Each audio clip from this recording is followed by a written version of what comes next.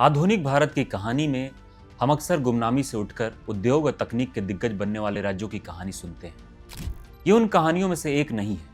ये कहानी है उलटफेर की, एक ऐसी जगह की कहानी जिसे ऊपर उठने की जरूरत नहीं थी क्योंकि वो पहले से ही शिखर पर थी। एक ऐसी जगह जो कभी देश का औद्योगिक गढ़ हुआ करती थी। ये कहानी है पश्चिम बंगाल की। एक ऐसी अर्थव्यवस्था की कल्पना कीजिए जो इतनी शक्तिशाली थी कि पूरे उपमहाद्वीपों का तंत्रिका केंद्र थी।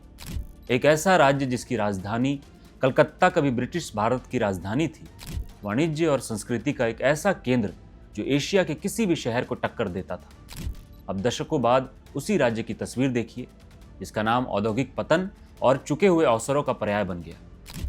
ये कोई धीमी सहज गिरावट नहीं थी। ये एक व्यवस्थित विध्वंस था, हजार घावों से हुई एक मौत जो दशकों तक दी गई।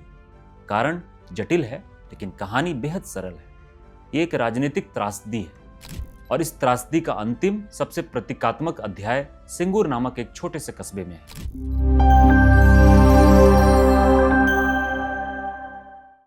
1960 के दशक की शुरुआत में पश्चिम बंगाल एक आर्थिक महाशक्ति था। भारत के औद्योगिक उत्पादन में इसका हिस्सा देश में सबसे ज्यादा था और इसकी प्रति व्यक्ति आय राष्ट्रीय औसत से काफी ऊपर थी। 1966 तक राज्य भारत के कुल औद्योगिक उत्पादन का 20% से अधिक हिस्सा रखता था। अब आज दिसंबर 2025 पर आते हैं। वो प्रभावशाली हिस्सेदारी ढह चुकी है। राज्य की प्रति व्यक्ति आय अब भारतीय औसत से लगभग 20% नीचे है। सिर्फ 2011 से 6600 से अधिक कंपनियों ने आधिकारिक तौर पर अपने पंजीकृत कार्यालय राज्य से बाहर स्थानांतरित कर दिए हैं। एक अगुआ पिछड़ा कैसे बन जाता है? ताज का हीरा अपनी चमक इतनी पूरी तरह कैसे खो देता है?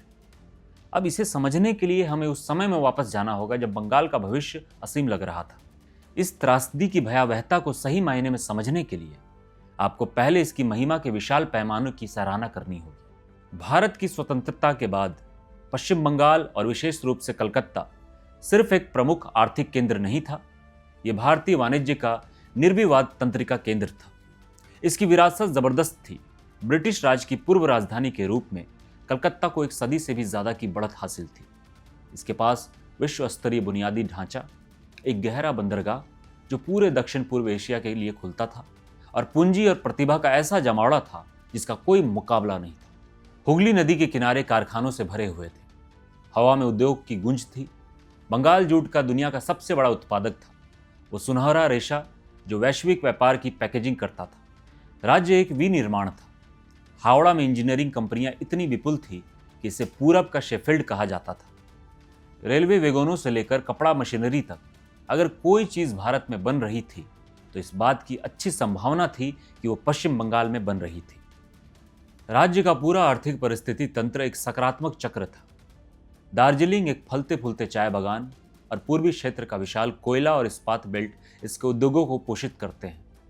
कलकत्ता बंदरगाह तैयार माल को दुनिया में निर्यात करता था और मुनाफा सीधे शहर के भव्य औपनिवेशिक युग के बैंकों और भारत के सबसे शक्तिशाली निगमों के मुख्यालय में वापस आ जाता था। ये एक वास्तविकता थी जो ठोस आंकड़ों में झलकती थी। राज्य देश भर से प्रतिभा और श्रम के लिए एक चुंबक था, एक ऐसी जगह जहां किस्मत बनाई जा सकती थी। हालांकि महाराष्ट्र जैसे राज्य निश्चित रूप से आर्थिक ताकत थे, लेकिन बंगाल का औद्योगिक उत्पादन देश के लिए ईर्ष्या का विषय था। इस सुनहरे दौर में यह लगभग अकल्पनीय था कि इसकी औद्योगिक शक्ति को ग्रहण लग सकता है। बंगाल सिर्फ दौड़ में आगे नहीं था, ऐसा लगता था कि वो पूरी तरह से एक अलग ही खेल खेल रहा है। लेकिन इस चमचमाती सतह के नीचे राजनीतिक टेक्टोनिक प्लेटें खिसक रही थी। एक वैचारिक तूफान पनप रहा था जो न केवल इस प्रगति को रोकेगा बल्कि इसे हिंसक रूप से उलट देगा और बंगाल की सबसे बड़ी ताकतों का उसकी सबसे बड़ी कमजोरियों में बदल देगा। अंत की शुरुआत कोई एक घटना नहीं थी। यह आर्थिक माहौल में एक धीमे जहर की तरह था जो 1960 के दशक के अंत में शुरू हुआ।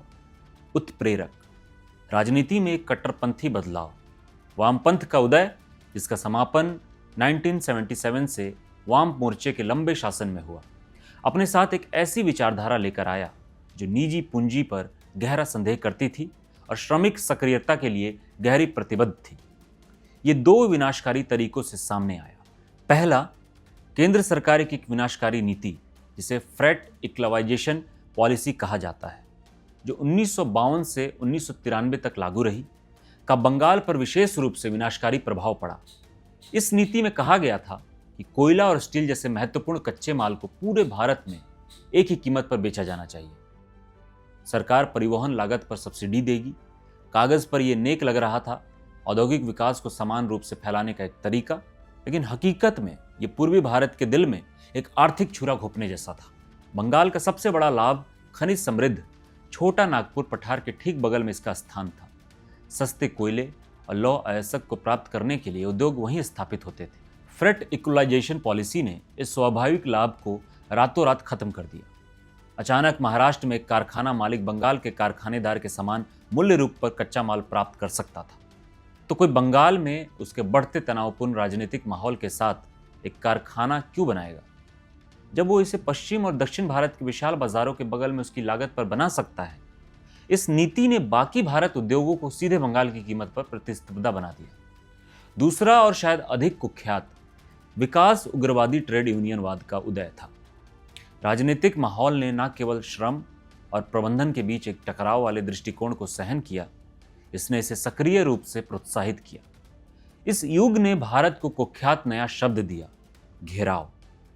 घेराव सिर्फ एक हड़ताल नहीं थी, ये तब होता था जब श्रमिक घंटों, कभी कभी दिनों तक प्रबंधकों को उनके कार्यालयों में शारीरिक रूप से अवरुद्ध और कैद कर लेते थे, अक्सर बिना भोजन या पानी के, जब तक कि उनकी मांगें पूरी नहीं हो जाती। ये कोई अकेली रणनीति नहीं थी, ये एक आदर्श बन गई। अकेले 1967 के अप्रैल और अगस्त के बीच राज्य में 1000 से अधिक घेराव दर्ज किए गए। इसमें लगातार होने वाले बंद भी जोड़ दें, राज्यव्यापी बंद जिसने सभी आर्थिक गतिविधियों को पंगु बना दिया और उद्योग के लिए संदेश जोरदार और स्पष्ट था। आपका यहाँ स्वागत नहीं है, आपकी संपत्ति और आपके लोग सुरक्षित नहीं है। परिणाम पूर्वानुमेय था। पूंजी जो कुख्यात रूप से डरपोक होती है, भागने लगी। जो एक पतली धार के रूप में शुरू हुआ था, वो जल्द ही बाढ़ बन गया। प्रमुख निगमों ने अपने मुख्यालय कलकत्ता से मुंबई और दिल्ली स्थानांतरित कर दिए। नया विदेश सूख गया। राज्य का औद्योगिक इंजन पूंजी से भूखा और राजनीतिक उथल पुथल से घुटकर हाँफने लगा और मरने लगा। हजारों कारखानों ने अपने दरवाजे बंद कर दिए और अपने पीछे जंग और बेरोजगारी का परिदृश्य छोड़ गए। और ये तो बस शुरुआत थी। हमने देखा कि कैसे राजनीति ने समृद्धि के कुएं में जहर घोल दिया। लेकिन सबसे महत्वपूर्ण अध्याय, एक घटना की कहानी जो इस पूरे पतन का प्रतीक बन गई, अभी बाकी है। अगर आपको ये कहानी दिलचस्प लग रही है तो लाइक बटन दबाएं और सब्सक्राइब करें, क्योंकि सिंगूर की कहानी युगों के लिए एक सबक है। दशकों के क्षय के बाद सहस्त्राब्दी के मोड़ पर उम्मीद की एक अप्रत्याशित किरण दिखाई दी। वाम मोर्चा सरकार, वही जिसने इस लंबे पतन की अध्यक्षता की थी, का हृदय परिवर्तन होता दिखा। नए मुख्यमंत्री बुद्धदेव भट्टाचार्य एक अलग तरह के कम्युनिस्ट थे, एक यथार्थवादी जो जानते थे कि पुरानी विचारधारा ने उनके राज्य को विफल कर दिया है। वो समझते थे कि निजी निवेश के बिना बंगाल बर्बाद हो जाएगा। भट्टाचार्य ने पश्चिम बंगाल को फिर से औद्योगिकीकृत करने के लिए एक आक्रामक अभियान शुरू किया, जिसमें साझेदारी और प्रगति की एक नई भाषा बोली गई। उन्होंने प्रसिद्ध रूप से बंद की संस्कृति की निंदा की, जिसे उनकी अपनी पार्टी ने बढ़ावा दिया था। मीडिया ने उन्हें ब्रांड बुद्ध का नाम दिया, वो कम्युनिस्ट जो पूंजी को लुभा रहे थे। और कुछ समय के लिए ऐसा लगा कि ये काम कर रहा है। फिर 2006 में सबसे बड़ा इनाम आया। ये भारत के सबसे सम्मानित व्यापारिक घराने टाटा का एक प्रोजेक्ट था। और ये कोई साधारण प्रोजेक्ट नहीं था, ये टाटा नैनो के लिए था। 1 लाख रुपए वाली आम आदमी की कार नैनो रतन टाटा का निजी सपना था। स्कूटर पर चलने वाला लाखों भारतीय परिवारों के लिए एक सुरक्षित सस्ती कार, ये एक क्रांतिकारी विचार था जिसने दुनिया की कल्पना पर कब्जा कर लिया था। और टाटा मोटर्स ने पश्चिम बंगाल के ग्रामीण इलाके सिंगूर को अपने मुख्य कारखाने के लिए चुना। पैमाना बहुत बड़ा था, $350 मिलियन का निवेश, आपूर्तिकर्ताओं के लिए एक विशाल सहायक पार्क और कम से कम 10,000 नौकरियों का वादा। बंगाल के लिए ये एक कारखाने से कहीं बढ़कर था। ये इसके औद्योगिक पुनर्जन्म का प्रतीक था। दुनिया के लिए संदेश जोरदार था। अगर टाटा वापस आ गए तो बंगाल व्यापार में वापस आ गया है। सरकार ने तेजी से काम किया। 997 एकड़ जमीन का अधिग्रहण किया। निर्माण तेज गति से शुरू हुआ। 2008 के मध्य तक कारखाना लगभग 85% हो चुका था सपना बहुत करीब था। लेकिन ये एक राजनीतिक त्रासदी की कहानी है।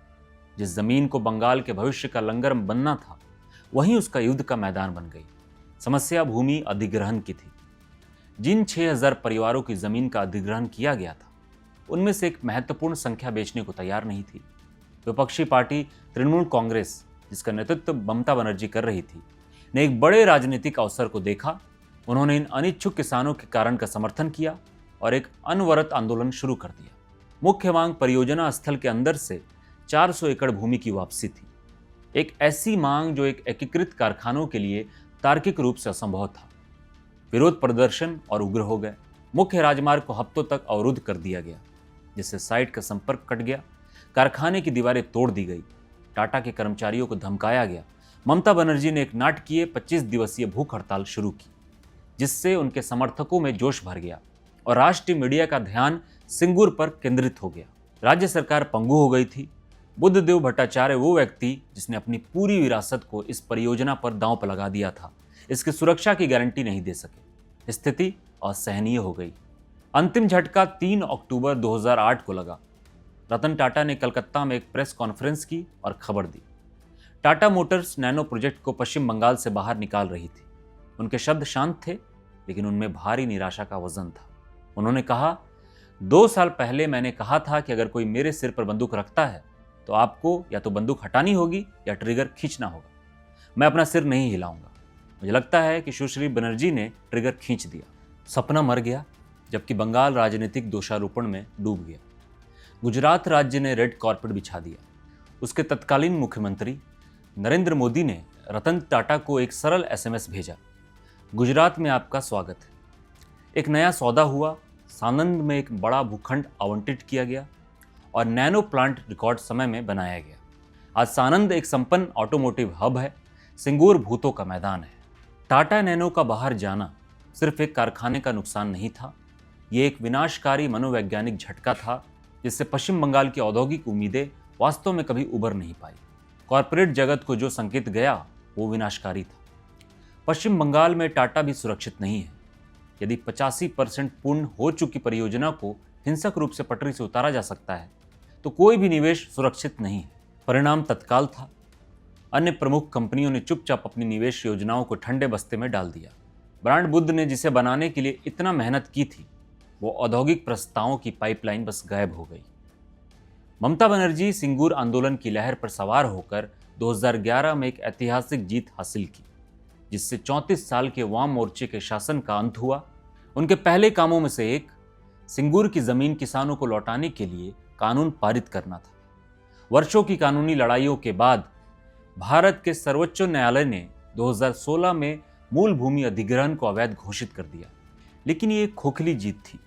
कारखाने का शेड, खोए हुए सपने का कंकाल ध्वस्त कर दिया गया और जमीन खुद जब अंततः लौटाई गई तो अक्सर वो उपजाऊ खेत नहीं रही जो कभी थी।